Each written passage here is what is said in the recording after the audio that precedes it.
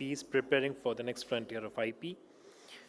I would now like to request the dignitaries to please come up on dais. Shri Ashok Kumar Jain, DDG IP, Department of Telecommunications, Ministry of Communications, Government of India. Mr. R. Saha, Senior Advisor, Confederation of Indian Industry. Dr. Matthias Hoffman, Patent Vault, European Patent and Trademark Attorney, Partner Boymont and Boymont. Dr. Shankar Venugopal, Vice President, Mahindra & Mahindra. Mr. Nishant Sharma, Lead Counsel India Patent Licensing and Litigation, Dolby Laboratories. Dr. Anju Khanna, Director, Patents, Lalan Shetty. Mr. Jeevan Telagaukar, Vice President, Geo. May we have a big round of applause for the dignitaries, please.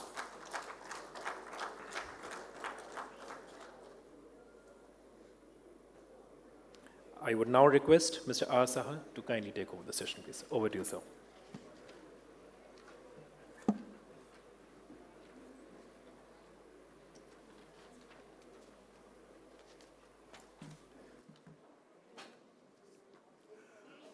Good evening, ladies and gentlemen.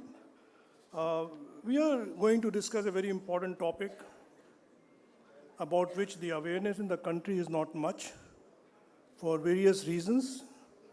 This is about standard essential patents. People who are working in the industry, they know what standards are and what extra efforts you have to make if your product has to meet certain standards.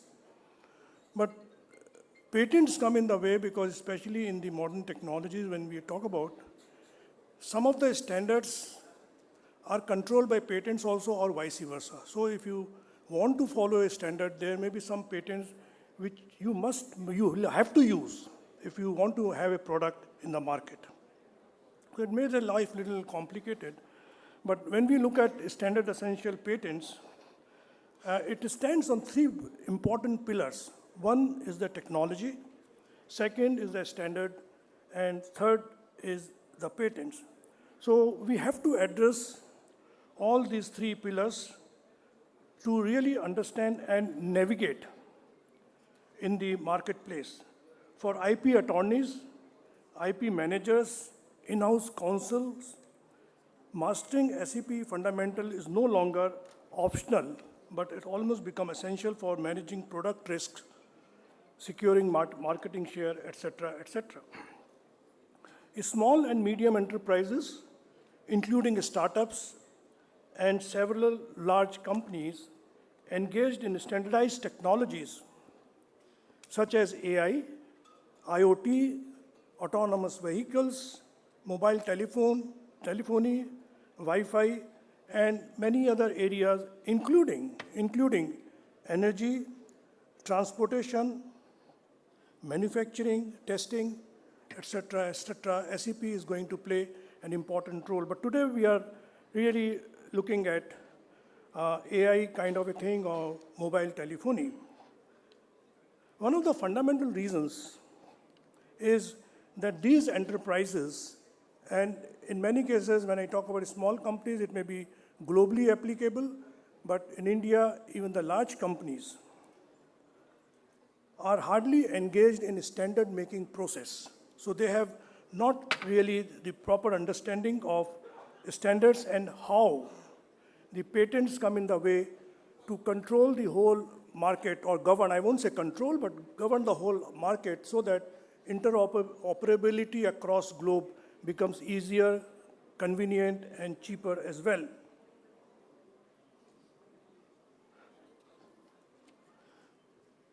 And the sad part is many times the industries don't really have a good knowledge or sometimes even fundamental knowledge about these standards.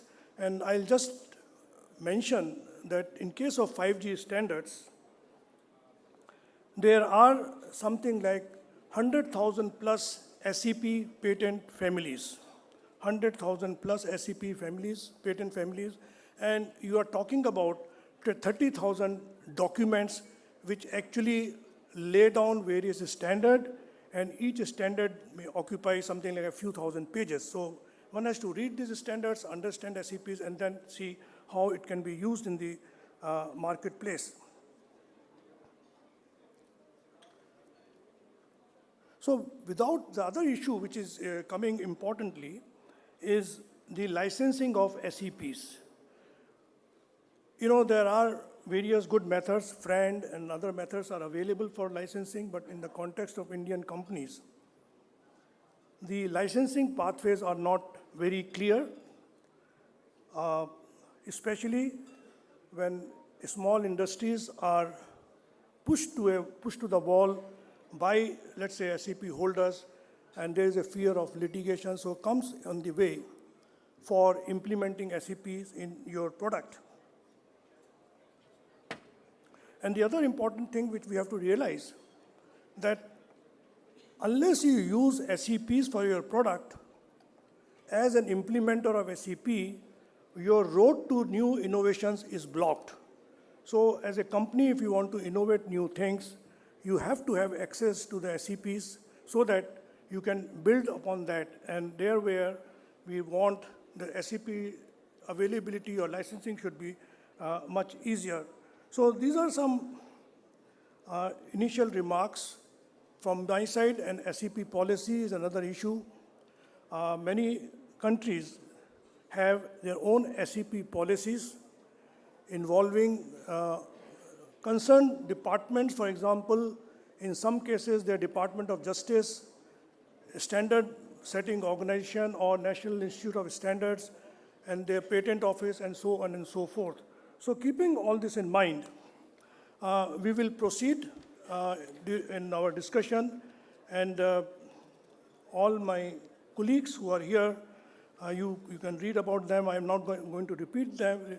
So we have shared a set of questions which we will be following a little later, but initially how the discussion is going to move forward, I'm going to request each member to make initial 3 to 4 minute intervention, and then it will be followed by questions. And we would like to have some time so that there may be some questions from the audience, so I would request all the panelists to have a kind of a ration on their time when they are making presentation. So thank you very much. So I would first request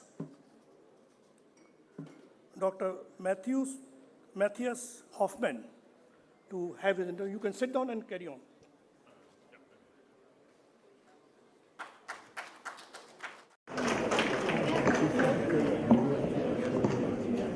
Thank you. Introduction. So as only European representative here, I will start briefly by talking about recent SEP regulation attempts by the EU, and then about some practical experiences in my everyday work.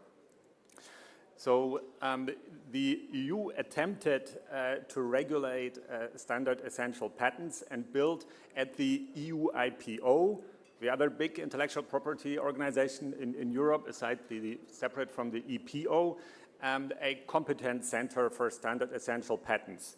The idea was to have there a central register, a check, for example, by sampling done by the EU EPO, and a kind of official stamp for standard essential patents, and even a mechanism for the EU IPO to be involved in determining what are actually the fair and reasonable and non-discriminatory conditions, and in particular, what's a fair rate for the patents. And this proposal, I think it was followed worldwide, by licensors and so on, because it could have been the start to maybe worldwide similar regulation. The proposal failed. The EU Commission ultimately withdrew the proposal, and I think the reason is ultimately because the different stakeholders could not, and the different countries in Europe could not agree on a unified line.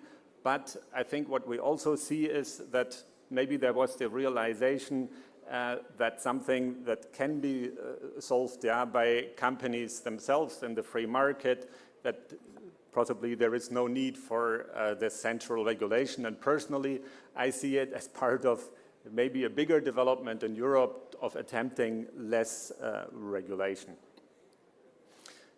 And from the actual working practice, what I see with standard essential patents, was that in the past, patent like standards came up as prior art mostly. Then it increased to, for example, in patent prosecution, the task to build towards standards essential patent, to consider targeted prosecution towards standards. And what we now see is the even more challenging task of checking entire products against descriptions, with many features, against many standards and patents, and that there is so much that needs to be analyzed that we often see in practice it pushes the boundary of what law firms can actually handle. We'll talk about that later. But what I definitely see that in the future, there will be a role, and this is also what we believe at Böhmert and Böhmert, a role for using AI in evaluation of such questions. We just see with the amount of standards that may be relevant, the amount of patents, big portfolios, it's difficult to handle for attorneys alone, or involve huge cost, and AI can be used as a pre-filtering step, for example, and this is why, for example, at Böhmert and Böhmert, we're investing also a lot in AI tools that we developed in-house and that are now being actually used for license by other law firms in Europe to help with such tasks. And I look forward to the discussion.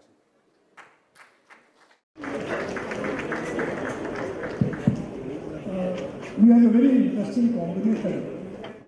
We have Nishant, people who hold a lot of SEPs. We have Mr. Hoffman, he's from a law firm. Jeevan, from an industry who are the implementer of SEP in various ways. And we have Dr. Khanna, he's also a law firm. So we'll get various viewpoints. Now, may I request Mr.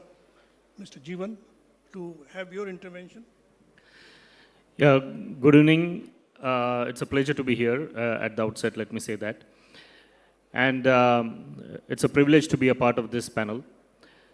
First of all, we are a mix from different industrial verticals and also academia and the government. So it's essential for me to chart out where do I belong into this entire map. So I represent Jio, which is known as a telecom operator.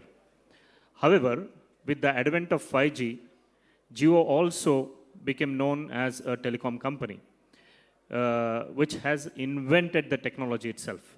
So for example, the underlying technology layer, basis which 5G is launched in India by Jio, is developed by Jio's own engineers here very much in India. And today, we boast of 250 million 5G subscribers on our own core, which is indigenously developed. So I think this is no mean a development because, or no mean an achievement, primarily because the entire industry was a duopoly to a large extent. And we modestly, disrupted that duopoly with the launch of 5G in October 2022. That's a time frame when OpenAI was also launched. So now we are the largest telecom operator in the world, which is running the maximum workload of 5G on its own, network compared to anybody else. Nobody has 250 million 5G subscribers in the world today on an architecture which is standalone architecture. That's how we refer to. Now, in the process, we didn't ignore the importance of the IP. And that is very essential to the DNA of the innovative organization, which has a broader outlook. Vis-a-vis those which are doing innovation in a hindsight or which are not aware of what it is going to take them into.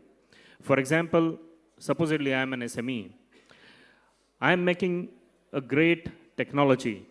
I might invest a lot of energy in doing it, But at the same time, if I'm not really aware of protecting my own technology against the advent of the future-centered unforeseen events or eventualities, then in that case, I'm not doing justice to all the energies and the resources that I would have put in at the beginning.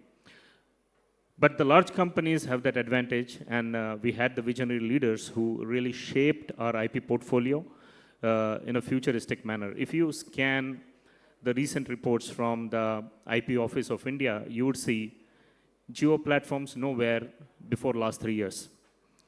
In last 3 years, we modestly, as I said, unsettled many incumbents, and we became the #1 IP filer in India in telecom domain. So there is definitely a vision behind this, and it is going to even accentuate as we move into the 6G era. So the importance of the IP and its credibility, its monetization ability, all those things are going to be very, very vital to our industry.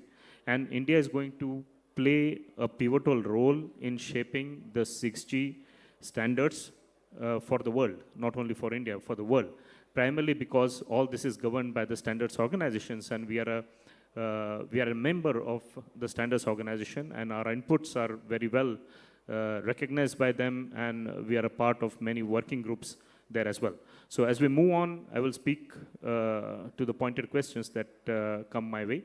However, I just wanted to set the context that in telecommunication, the IP is, the IPR or the patents are inevitable today, and we need to really protect it. Thank you. Thank you, Jeevan. Let me also mention how these SEPs get evolved. So there are standard setting organizations which are largely run by industries, okay? So once they make standards of particular technology, there are companies who are part of these discussions, and they come out that these are my patents which will be applicable to this standard. So there's no definite verification whether these patents are essential to that technology or not. So there are some efforts which Mr. Hoffman mentioned have to be put in. Now, I invite now Dr. Anju Khanna for your intervention in this. Sure.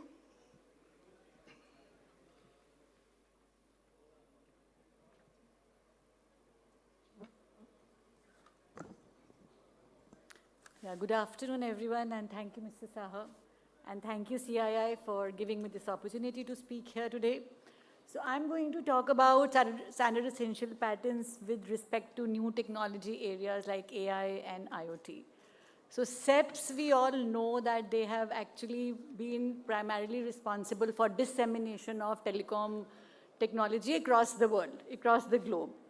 So as they are very crucial for interoperability or in tech areas like Wi-Fi, 2G, 3G to 5G and so on. But now they are also expanding to new technology areas like artificial intelligence and IoT and EVs and all that. So here they actually pose a different set of challenges. These technologies are very complex, and they lead to huge challenges in how to determine the FRAN rates.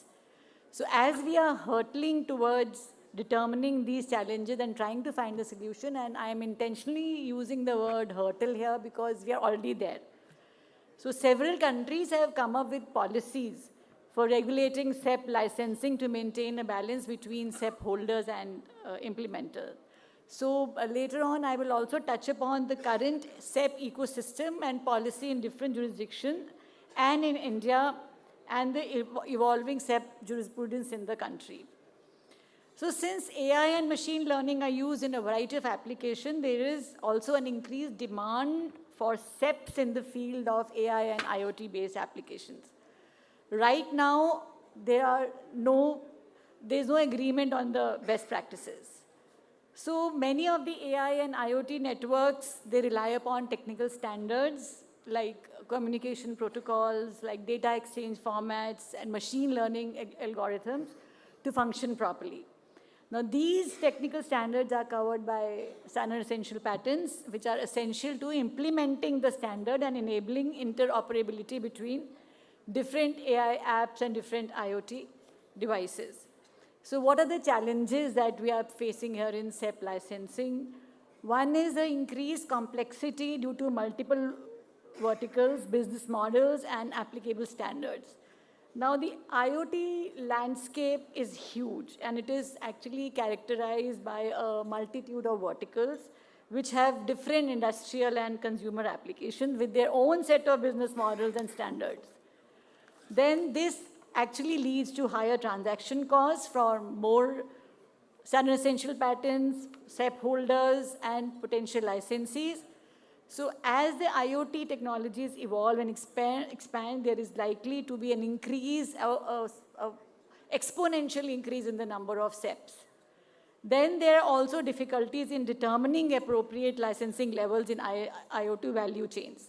Because there are multiple layers of components and devices and services, it makes it difficult to determine where in the value chain licensing should occur. Then, of course, there are challenges in valuing SEP portfolios across different IoT applications, because there are different IoT products or services may vary significantly across verticals.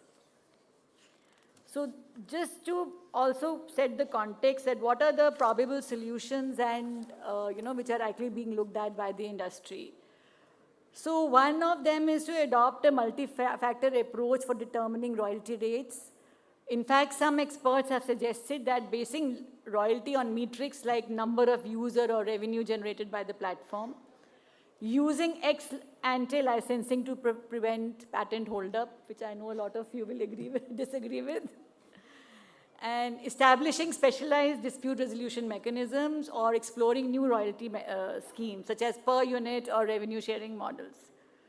And then, of course, if we speak from the SSO point of view, then increasing transparency, sharing technical information between SSOs or SDOs and patent offices, which can lead to improvement in patent quality, use of AI and machine learning tools to make the essentiality determination more, faster and more efficient, which I'm sure my colleague is going to talk about very soon.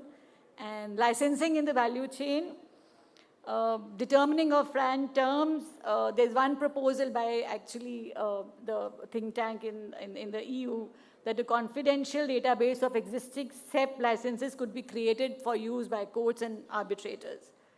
Facilitating negotiations and disputes, for example, imposing sanctions for delaying tactics by the implementers. And there's one more, this thing of promoting patent pools. Now, CISFEL, for example, has recently has a cellular IoT program for licensing these technologies on FRAND terms. So I'll just stop here and then let the conversation go on and then answer whatever question that come along. Thank you.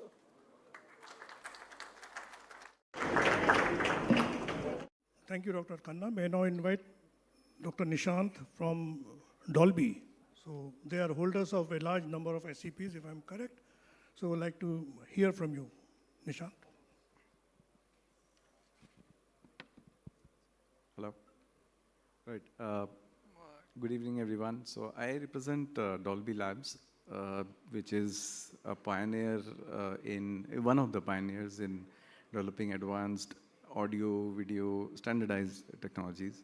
So as an SAP licensor, we have a lot of standard essential patents on different standardized technologies such as AAC, Opus, HEVC, you name it, we would have it.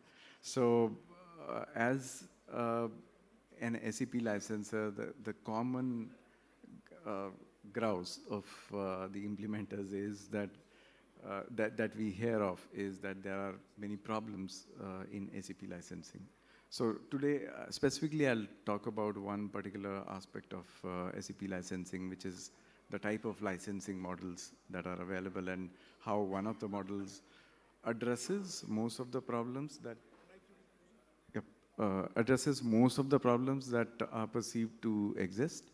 So the licensing models are basically two models, which is one is a bilateral licensing model wherein two companies interact with each other and finally sign a license, negotiate a license, and on the standard essential patents of a particular licensor.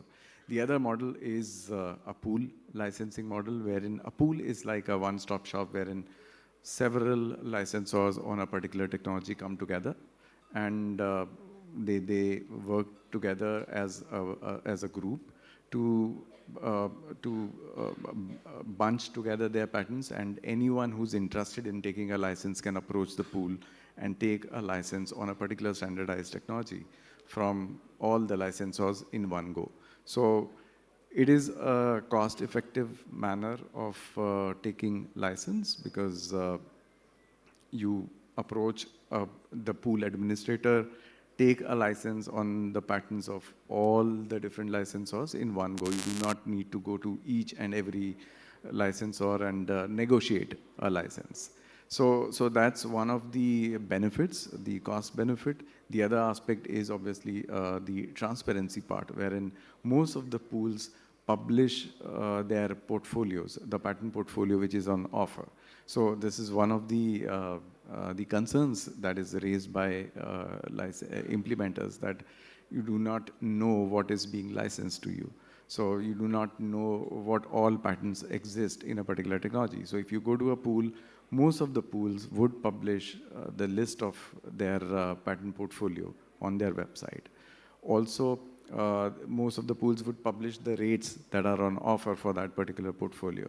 So you would get to know beforehand that what is the rate that would be charged to you if you approach them for a license. The other most effective part of a pool is essentiality checks. So whenever a pool accepts a particular patent in their domain, like in their pool, they conduct a third-party evaluation of the essentiality of that particular patent. So in a way, whenever you are approaching a pool to take a license on a particular SEP, that SEP would have already been evaluated to have been an essential patent. So in a way, whenever you are taking a pool license, you are more or less sure that the essentiality has been established by a third-party analyst. So you need not go into a detailed discussion on the essentiality part because it has already been evaluated unless until you want to do it afresh. So these are some of the benefits that you get from a pool licensing model, and it is always beneficial. And the other aspect is it takes care of the royalty stacking aspect. So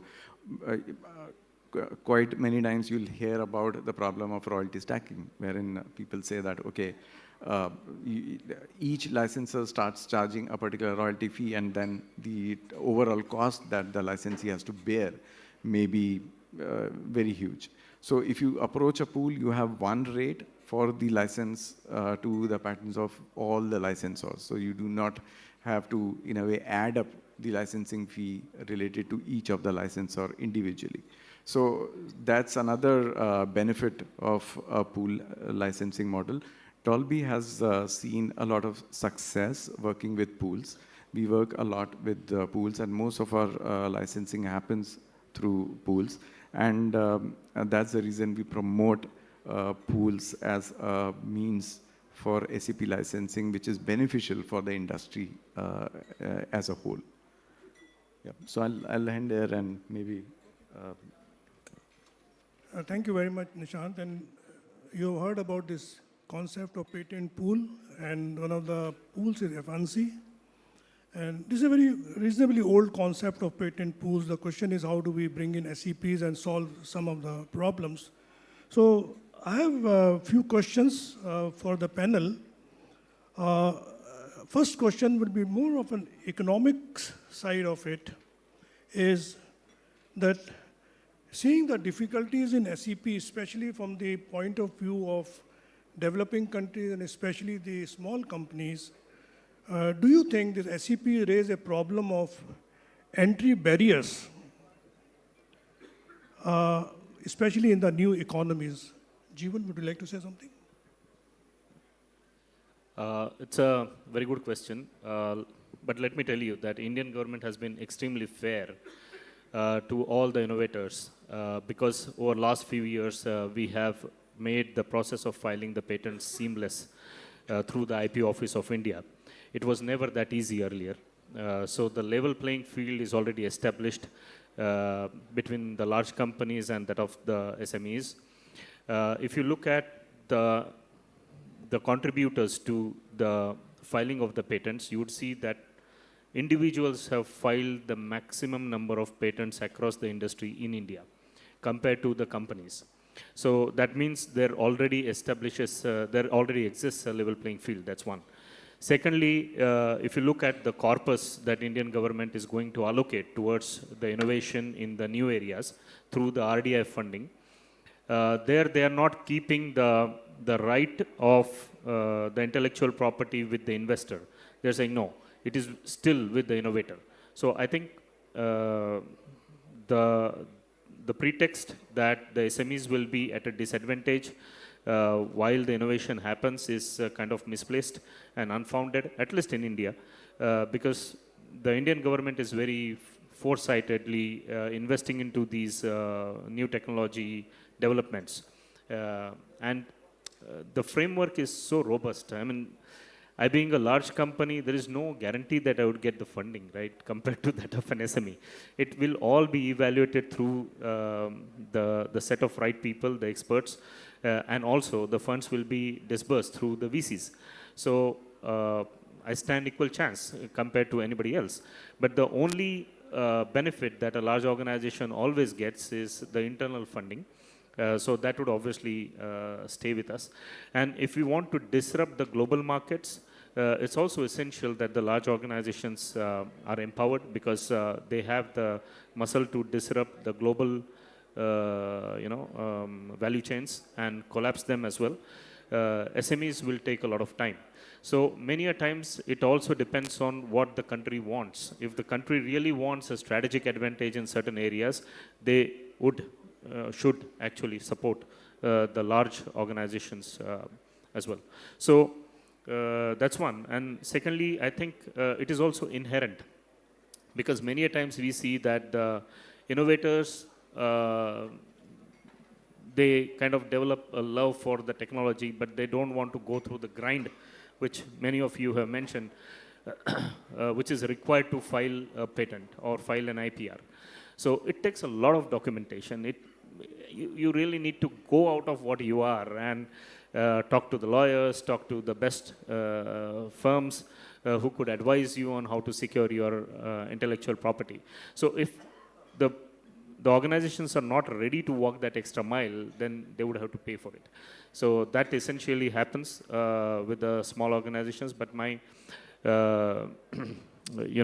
don't see that as a part of any framework that exists in India. So it's pretty fair to all the innovators. Thank you. So the future is quite optimistic, and it's only the question of effort which you put in. And what you're saying is we can't differentiate between small and large companies, at least in this sector, which is very good. So would you like to say something? Yes, just a short comment. I mean, in my impression, patents always represent for new market entrants always a problem, right? I mean, if there are no patents, if you enter a new market, you just do what you want, whereas if there are patents, you need to pay attention. But in my impression, standard organizations that follow a good IP policy, with, for example, requiring friend editions from their SEP holders, can actually make it easier for new market entrants, because often it's not only about the certain cost that they have to pay in terms of licenses, but in the certainty. And if they have a good standard setting organization, with friend conditions and, for example, a pool, it may actually be easier, for a new market entrant to know they have to pay the fee, but to have the certainty that then they have covered most of the... Sure. Nishant? Yeah, so probably I'll just like to add a perspective from the business front, whether there is an entry barrier for SMEs on the business front, in the sense they have to enter a market, they see that there are already SEP licensors there. So would they be affected by them? I would say that for SEP licensing, SMEs generally do not make a business sense in the sense that their volumes are very low.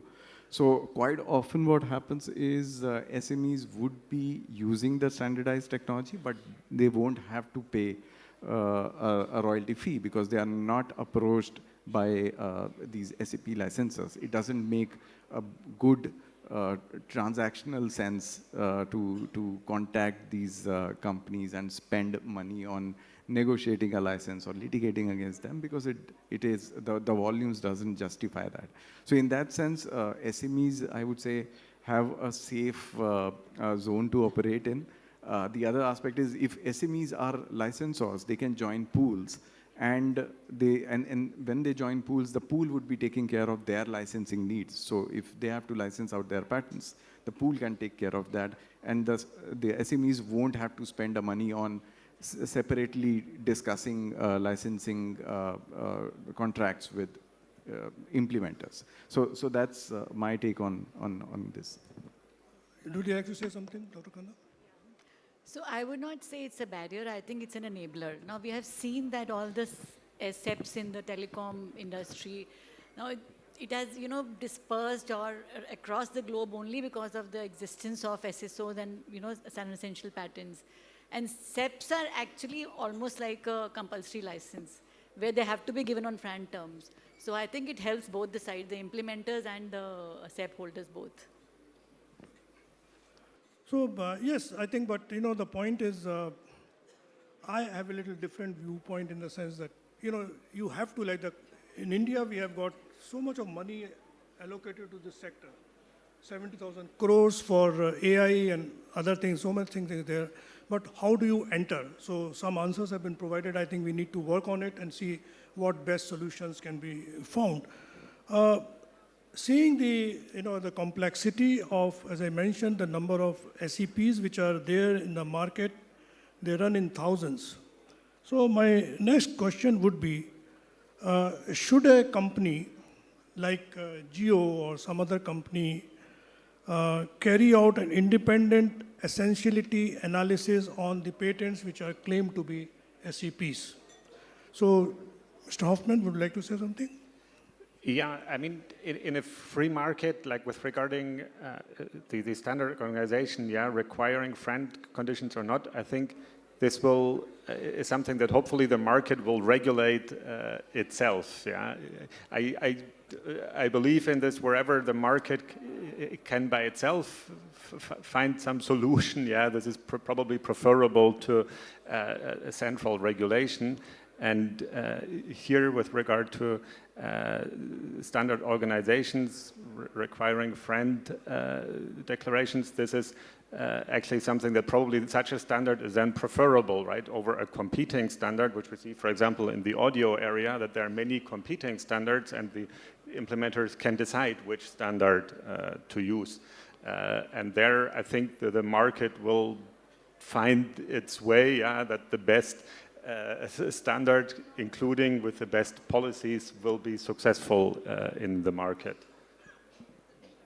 Dr. Khanna, any views on this? So yes, I totally agree with this aspect that the market forces should decide, because after all, the telecom standards also, finally became more and more sophisticated, evolved over the years because there was a demand from the market for interoperability, and so I believe that even for high tech like AI and IoT, it will also develop, and let the market forces decide. But having said that, I do think that in India, we are all over the place. We do need some kind of a framework or maybe a policy, and not a regulation, but at least some kind of direction to give to the industry and to, both Indian and foreign industry, and also to people. That where is it that what is the focus? Like right now, we have. We don't have any policy statement. There was one paper in 2016 which was floated by DIPP at that time, and which is not seen the day of the light. And then we have this national IPR policy in 2016, which talks about specifically about FRAND and SAPs and all. And then we have this 6G mission, and then we have some more telecom laws and all that are in the, some rules that are in the draft. But I think we need an umbrella, maybe led by a patent office or by, say, DPIIT, along with the Ministry of Justice, the Ministry of Law, and along with CCI and all, maybe to come with a framework that will probably give a direction. Because just putting in money, where do you put in your money? Those are the kind of things that, need to be, the stakeholders have to speak to each other, which includes the industry and which includes the academia and which includes the government. So this is where I feel that is important. Very good. You have actually stepped one, you have taken one step further when I was coming to the issue. But before going there, even would you have any say on this, whether companies should have their own system for checking the essentiality features? Yes, I have a different view, though I agree with both the views that were expressed on this topic. Because Jio is not only, an innovator, but we are also the largest buyer of telecom technology in India. So we buy technology from many of our partners, and we pay them the royalties for all the SEPs that we are consuming. But at the same time, what we are doing is, we are contributing to the SEPs, we are declaring it to the ETSI kind of organization, and we are also doing a co-opt model with our suppliers, because we are creating a SEP pool, as you said, wherein it helps me in trade-off with those to whom I owe something and those who owe me something in back. So that way, my outflow, my cost of serving the royalties goes down. So that's also one of the purposes behind developing our own IPR and declaring the SEPs, and making sure that all the analysis is done by us to the large extent, rather than leaving it to anybody else to decide what is an SEP, and then declaring it to the standards organization. Why should it be considered as an SEP in the first place? And also making sure that we have a case for every single investment that we are making. For example, is it monetizable? For example, is it enforceable? And once we are happy about our own analysis, then we kind of agree with the partners and put it into the pool. Thank you. Nishant, you have any viewpoint? Right. Because you deal with implementers also. Yes. Okay. So in that sense, I totally agree that companies need to get their independent analysis done. But this is a very cost-intensive activity. So I think I was reading somewhere that maybe the minimum cost for that would be somewhere upwards of $10,000 or so. So for each patent, if you go ahead and get an essentiality check done, I think that's very cost intensive for any company. You have to be selective, but obviously if you are an innovator, you need to invest in that, because sometimes what happens is a patent may map onto several standards, several audio standards. So like we may have a patent which may be mapping onto a particular audio standard, and then eventually a future standard comes in where that same technology may have been implemented, and thus the patent maps onto that standard also. So that's the reason you need to go into that analysis to find out what's the patent mapping onto and how strengthful the mapping is. But yeah, as I said, it is a cost-intensive activity. So again, I'll go back to the pools again, wherein I'll say that pools conduct that analysis for you if you're contributing your patent to that particular pool. So in a way, your cost for analysis gets shared amongst all the licensors. So that's the benefit of pool licensing. Yes, thanks. Yeah, so I agree with what you said, about this cost-intensive aspect. European patent attorneys are a little bit cheaper than the US colleagues. So I think in Europe you can get, but still you're looking at 5,000–6,000 euro, slightly cheaper than the 10,000 in the US, but still I understand this is prohibitive, And I think what we will see there is what I mentioned before, a complete change in how such questions are approached. At the moment, you pay this amount, 5 to 10,000, for a very careful check. Yeah, there is a highly skilled patent attorney spending a day on studying this or longer, and coming up with something which then has high accuracy. But quite often, this is just not affordable. Yeah, if it's a large number, I mean, if you have 100 patents, and then should you pay $500,000 to $1 million just to check whether how many? Yeah. And what I see there is what I mentioned before, and what we're now seeing already in use at Böhmert and Böhmert, and also some other patent law firms in Munich that I'm in exchange with, is that instead of going for this high accuracy, which we still do for the work where it matters, of course, but what we try is using AI to get this pre-filtering, to see, okay, that for the following patents, we see here that this standard essentiality for a given standard, or the other way around, and this has so far lower accuracy than what humans can do, but often it may be sufficient. It gives you a rough estimate for, instead of sampling individual patents and getting them with high accuracy, you look at the whole portfolio with AI, each of them with lower accuracy, but overall you still get a good impression. And this ultimately, this analysis, AI supported for the whole portfolio, maybe in the future at some point cheaper than the analysis you do at the moment for one patent by a human attorney. So now I get to another question, especially for a country like India, because we can see the wave of these technologies emerging from India. They will be entering global market, whichever part of the world you talk about. But seeing some of the difficulties and complexities, not that they cannot be overcome, they can be, but do you feel that India should come out with a SEP policy, right? What motivates me to suggest this, because the literature suggests that there are number of countries who have framed their SEP policies starting from 2012, 2011, and they keep revising their policy from time to time. So is it a good time for India to at least consider whether we can come out with an SEP policy or not?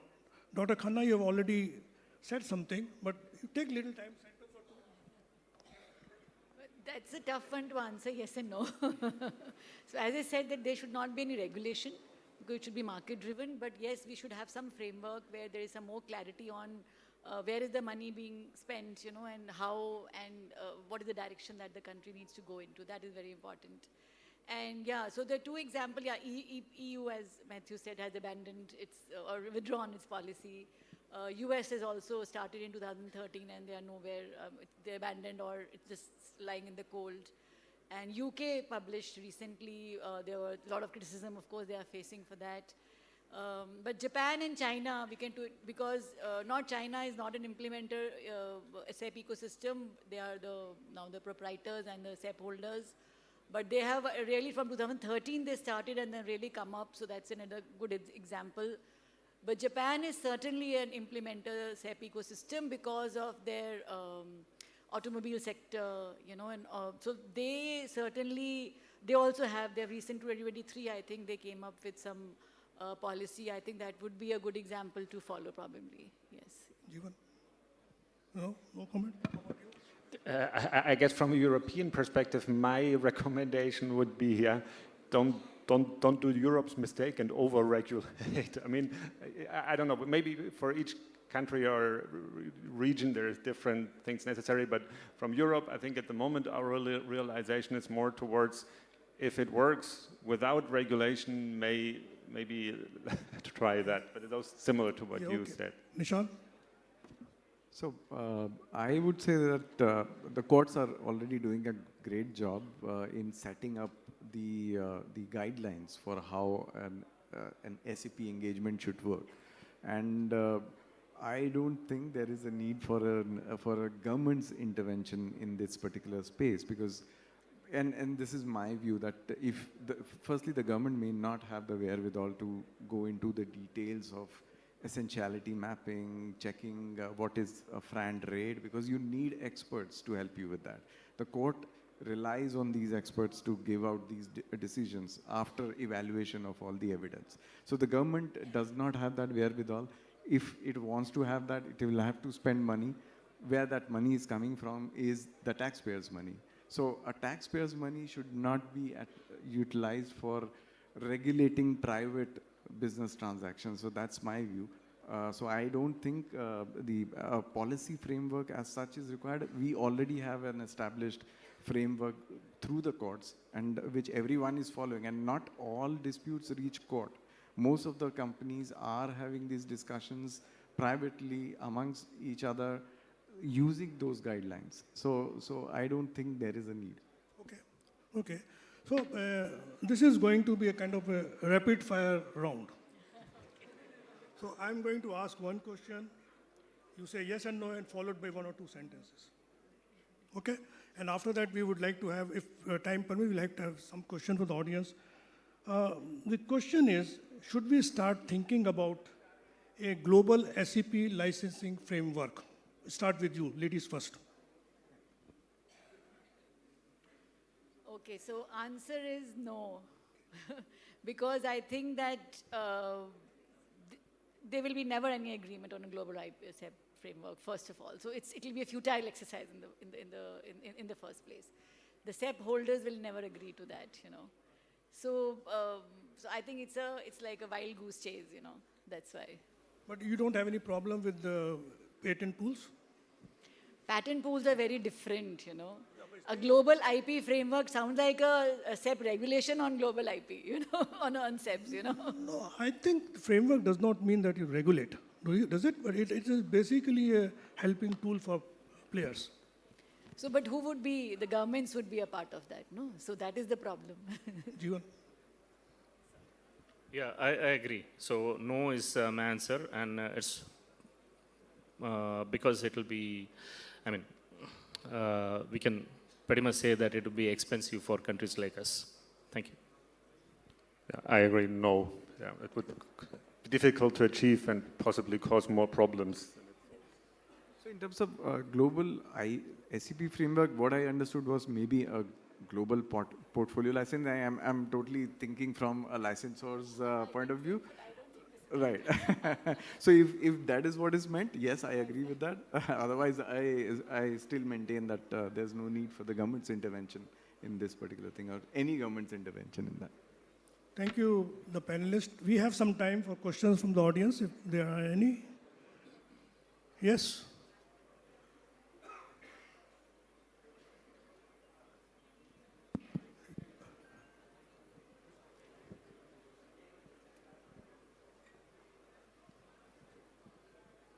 Hi, good evening. My name is Vinay Gupta. I am geosynthesis. We are typically advising for focused on geopolitics and geoeconomics. So my question is to the panel. As the world increasingly fragments around tech geopolitics and technology becomes a tool for geopolitics, how does the panel see governance of SEP evolving? Does SEP governance hold, or does it fragment also? Thank you. Yeah, I think that's a very good question, and it is impacting everyone. But so far we had seen that this is purely merit-based. Your innovation is purely merit-based. And we had not seen much of geopolitics playing into the innovation area as of now. Though the other impact of it is that you tend to develop your own technology, and you tend to, you know, secure your own technology innovation. So that is what this has fueled. So I would definitely, from my own organization's perspective, would see that we would have a robust portfolio of IP protected from a future-centered perspective, so that we don't get ourselves caught into the supply chain battles of near future. Thank you. What would you like to say? Nishant? Difficult question for you sometime. Yeah. So actually, I would like to understand what do you actually mean. So sorry, I didn't get it very clear.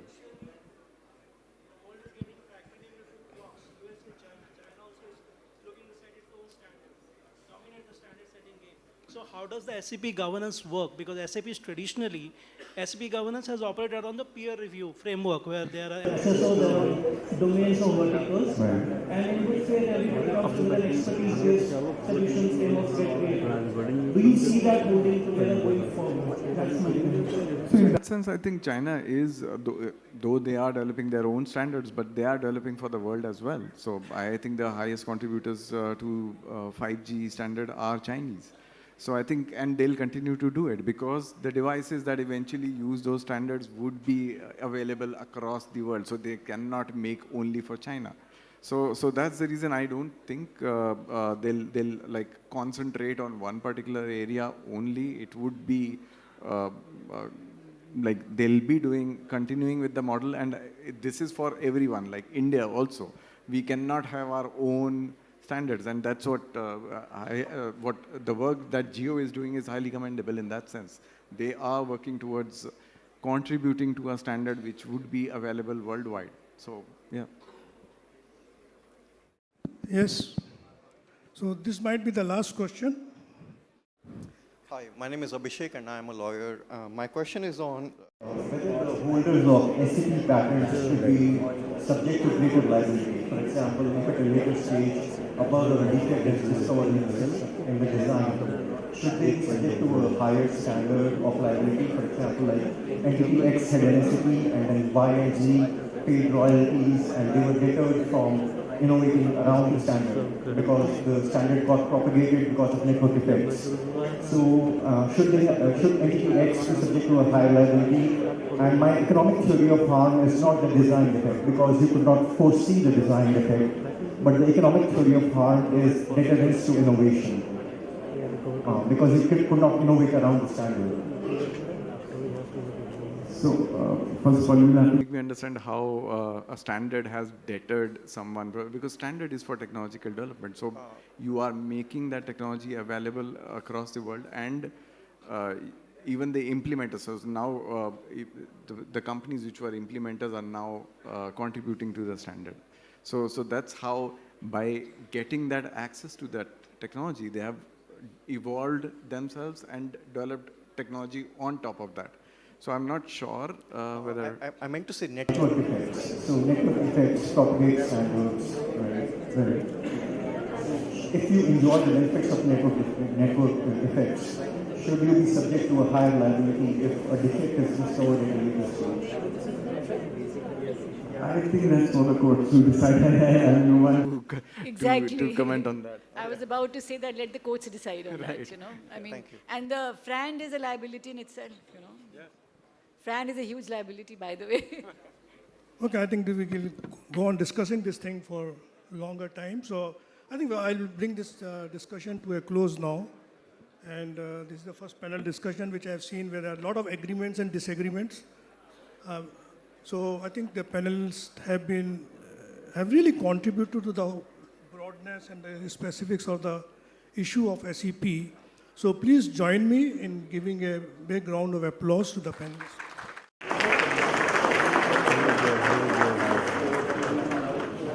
Thank you so much for giving your key insights on this topic. May I now request everyone to please step forward for a group photograph, please. So,